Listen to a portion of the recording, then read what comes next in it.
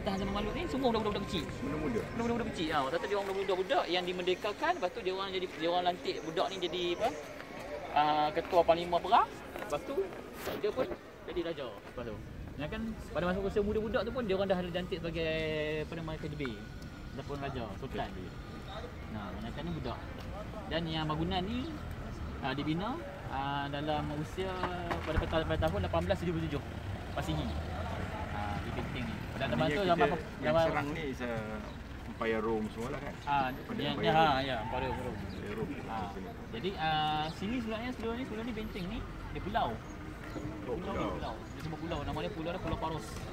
Jadi bila dah lama dia orang pun buat dah timbul ada bangunan ni ada sambung terus lah. Sambung. Jadi kita ni seorang yang Islam. Orang Malut ni semua nama pemerintahan Islam. Dan dia orang ni antara pemerintahan yang paling orang takut. Dia orang sangat kuat. Dia orang Islam. Zaman bila? Maknanya masa tu Zaman Rasulullah. Zaman bila? Zaman 1477 Masihi. 1477 Masihi. Dalam selepas pemerintahan Salahuddin, orang kata ni kubu Salahuddin. Tapi tak. Okey, Salahuddin zaman dia cuba bezakan Salahuddin 500 tahun selepas pada masa pemerintahan Salahuddin. Baru binanya KDB ni. KDB ni buat pertahanan sebab apa? Sebab pada zaman dulu Turki, pada Raja Ottoman dia selalu perang ni.